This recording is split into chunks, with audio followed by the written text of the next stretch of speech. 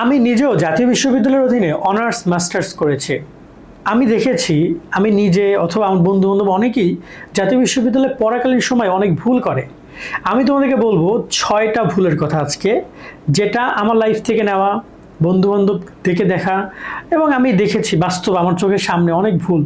সেখান থেকে 6টা ভুল যেটা আমার মনে হয় তোমাদের কোনো শিক্ষার্থীর উচিত না এই 4 বছর অনার্সে অথবা 3 বছর ডিগ্রিতে না করা। চেষ্টা করবা নিজেদেরকে সামলে রাখার জন্য। আমরা শুরু করে যারা এখন YouTube channel, Facebook page subscribe follow করে রাখতে পারো সব আপডেটগুলো পাওয়ার জন্য। প্রথমে আমরা যে ভুলটা নিয়ে কথা বলবো সেটা হচ্ছে ক্লাস। এটা একটা বেসিক ভুল।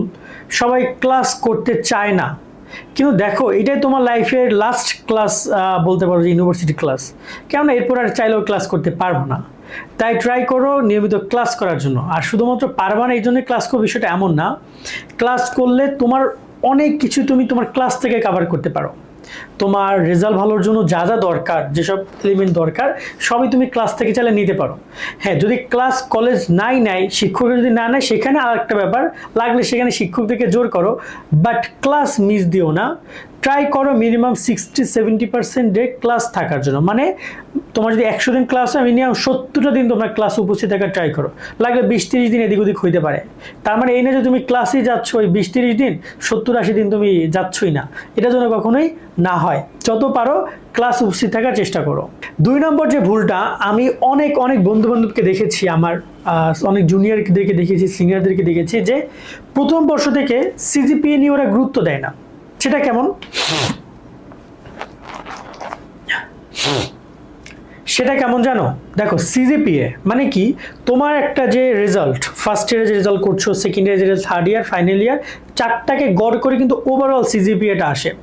এখন তোমার মাথায় ফাইনাল এসে মনে হয়েছে যে আমার রেজাল্ট তো খুবই খারাপ আসছে। কেন? কারণ ফার্স্ট ইয়ার, সেকেন্ড ইয়ারে খারাপ আছে, থার্ড ইয়ারে খারাপ আছে। সো এই জিনিসটা তুমি তখন রিয়েলাইজ করো যখন তোমার আসলে হাতে কিছু করার থাকে না। তাই প্রথম বর্ষ থেকে তোমাকে সিজিপিএ নিয়ে সিরিয়াস হইতে হবে যে আমার এইটা টার্গেট। আমি নর্মালি সবাইকে বলবো যে মিনিমাম 3.20-30 উপরে টার্গেট রাখবা, বা 3.50 টার্গেট রাখলে তোমার 3.50 আসে। কোনোটা যদি 3.50 বেশি আসে, কোনো ইয়ারে কম আসে, অন অ্যাভারেজ 3.50 থাকলে খুব ভালো। মানে অনার্সের সিজিপিএ কিন্তু 4 পয়েন্ট হয়। সো 4 পয়েন্টে 3.50 মোটামুটি একদম যে খারাপ তা কিন্তু না, ভালো রেজাল্ট। আর এরপর যদি বলো তাহলে মিনিমাম 3 পয়েন্টে থাকাই লাগবে ফার্স্ট ক্লাস। সেকেন্ড ক্লাসে যাওয়ার চিন্তা করো না, এবং সিজিপিএটা এভাবে মেনটেন করতে হবে ফার্স্ট ইয়ার থেকে। এটা মাথার মধ্যে ঢুকায় না যে আমি ফার্স্ট ইয়ার আর যাই করি আমার সিজিপিএ 3.50 রাখা লাগবে।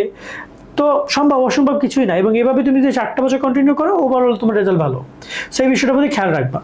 আমরা এর প্রতি কথা বলি তোমাদের 3 নম্বর যে পয়েন্টটা, সেটা নিয়ে দক্ষতা বা স্কিল না শেখা। দেখো 4টা বছর মানে 1-2 বছর কিন্তু না, শুধু পড়াশোনাই করা যাবে না। এই সময় গিয়ে নিজের যে পার্সোনাল ডেভেলপমেন্টে সেখানে টাইম দিতে হবে। যেমন যারা ইংলিশে দুর্বল তারা ইংলিশ করতে পারো, ইংলিশ কোর্সগুলো করতে পারো। যারা আইটি সেক্টর নিয়ে আগ্রহী তারা সেই সব সেক্টরে যেতে পারো। বা যারা আরও অনেক সেক্টর আছে না, আমি শুধুমাত্র 1-2টা না, আরও অনেক সেক্টর আছে যেগুলোতে চাইলে নিজেকে আরও একটা দক্ষ তৈরি করতে পারো। মানে তুমি কিন্তু একটা সার্টিফিকেট পাচ্ছ, একটা স্টাডি পাচ্ছ, তার সাথে সাথে নিজের যে পার্সোনাল কিছু স্কিল সেটাও তুমি ডেভেলপ করছো। সো ট্রাই করো তোমাদের এই যে কিছু স্কিল, 2-3টা স্কিল বা 4-5টা স্কিল তোমার এই লাইফে শুরু করার।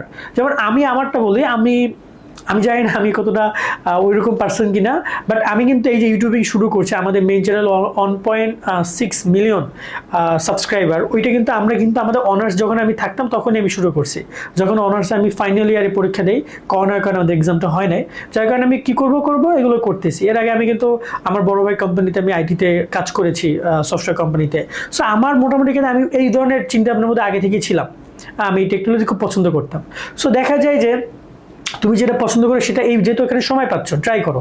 তার সাথে সাথে এখানে একটা গুরুত্বপূর্ণ বিষয়, স্কিল নিয়ে যদি কথা আসছে, সেখানে যাদের কিনা ইন ফিউচারে গভর্নমেন্ট জব প্রয়োজন, বা যারা বিসিএস দিতে চাও, যারা প্রাইমারি অথবা মাধ্যমিক অথবা কলেজে তোমরা যারা চাকরি পেতে চাও শিক্ষক হিসাবে, তো তারা কিন্তু এই জায়গায় ওই স্কিলটা বলতে তোমরা এখানে তোমাদের ওই প্রিপারেশন নিতেও পারো।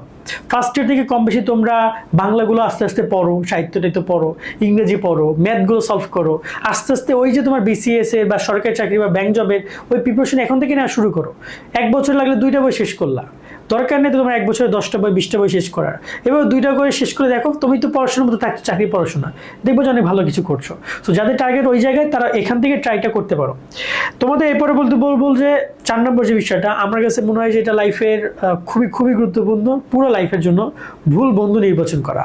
দেখো আমরা এই অনার্সে 4টা বছর, আবার মাস্টার্সে 1 বছর, তো দেখা যায় যে আমাদের এখানে বন্ধু নির্বাচন অনেক ইম্পর্টেন্ট। কারণ যে বন্ধুর সাথে আমি মিশতেছি তার সাথে আগামী 4টা বছর মেশা লাগবে।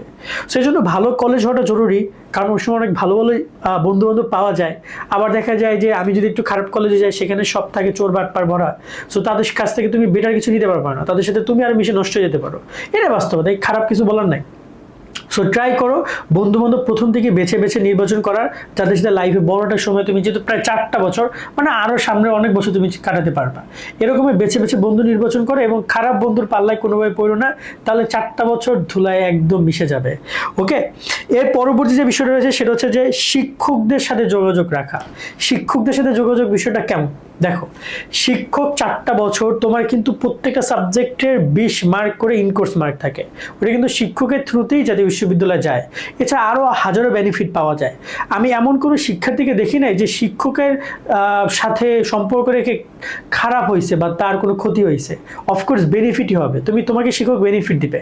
তাই সবসময় শিক্ষকদের সাথে ভালো সম্পর্ক, তাদের সাথে যোগাযোগ, ডিপার্টমেন্টে যাওয়া, তাদের খোঁজখবর নেওয়া ট্রাই করবা। কারণ 4টা বছর শিক্ষকদের সাথে যত ভালো সম্পর্ক রাখতে পারবা, তত তুমি বেনিফিট তোমাকে তারা দিবে। কারণ তারা একদম বেনিফিটের একটা পুরো ভান্ডার নিয়ে বসছে। এখন তোমরা যারা যেতে পারবা তাদের কাছ থেকে, তাদের সাথে সুন্দর আচরণ করবা, তারা দিবে, তারা তোমাকে দেওয়ার জন্য বসে আছে, আমি আবারও বলছি। এবং সর্বশেষ যেটা আমার কাছে সবচেয়ে গুরুত্বপূর্ণ সেটা হচ্ছে যে ভবিষ্যৎ পরিকল্পনা না ভেবে অনেকে অনার্স করো বা অনার্স শেষ করে ফেলো। দেখো, অনার্স করা অনার্স শেষ করা দুইটা আলাদা বিষয় হতে পারে। দেখো অনেকে দেখা যায় যে ল্যাম্পসাম একটা সাবজেক্টে ভর্তি হয়ে যাও, তোমার কিন্তু ফিউচার নেই। আমার মনে হয় যে তুমি ওইখানে লাগলে বাদ দিয়ে দাও এই সাবজেক্ট, সামনের বছর আবার ভর্তি হও। কিন্তু এমন সাবজেক্টে ভর্তি হয় না যেটা তোমার ফিউচার নেই, বা তুমি ওই সাবজেক্টে পড়তে চাও না, কিছু করতে চাও না। তুমি এমন সাবজেক্টে ভর্তি হও যেখানে তোমার 1% হলেও তোমার জন্য লাইফটা আপডেট হওয়ার সুযোগ থাকে, সেইখানে লাগলে চাও। বাট এমন না যেখানে কোনো আপডেটের কোনো সুযোগ নেই। এই ভবিষ্যৎ চিন্তাটা তোমাকে করেই ভর্তি হইতে হবে, পড়াশোনা করতে হবে। তার সাথে এখানে ভবিষ্যৎ চিন্তার সাথে তোমাদের জড়িত ওইটাও যে যেহেতু তুমি 4 বছর সময় পাচ্ছ, তুমি তোমার পার্সোনাল স্কিলে সময় দাও, বা তুমি কোনো একটা স্পেশাল জিনিসের উপর প্রিপারেশন নাও। যেমন তোমরা ওই যে আমি যেটা বললাম সরকারি চাকরি, বিসিএস অথবা নিবন্ধন, এরকম বিষয়গুলোর প্রতি তোমরা ফোকাস হতে পারো। ঠিক আছে? কারণ জাতীয় বিশ্ববিদ্যালয়ে কিন্তু হাজার হাজার লাখ লাখ শিক্ষার্থী আছে যারা কিনা নিবন্ধন পরীক্ষা অংশ করে জাতীয় বিশ্ববিদ্যালয়। তারা বিভিন্ন শিক্ষক নিবন্ধন হয়, কলেজ নিবন্ধনে তারা চলে যায়, তারা প্রাইমারিতে চলে যায়। সো এই যে প্রিপারেশনটা তোমাকে নিতে হবে, সরকারি যত অধিদপ্তর মন্ত্রণালয়, সেখানে জাতীয় বিশ্ববিদ্যালয়ে বড় একটা অংশগ্রহণ কিন্তু আমরা দেখতে পাই। তো ওরা কিন্তু এই যে দেখো, ওরা 3rd ইয়ার 2nd ইয়ার 3rd ইয়ার থেকে আস্তে আস্তে প্রিপারেশন নেওয়া শুরু করে, কারণ ওদের টার্গেট ওইটা। সেই ভবিষ্যৎ প্ল্যানটা তোমাকে করতে হবে। আশা করি বুঝতে পারছি। আজকে আমাদের ভিডিও এখানে শেষ করছি। সকল অনেক অনেক ভালো থাকবা। আল্লাহ হাফেজ।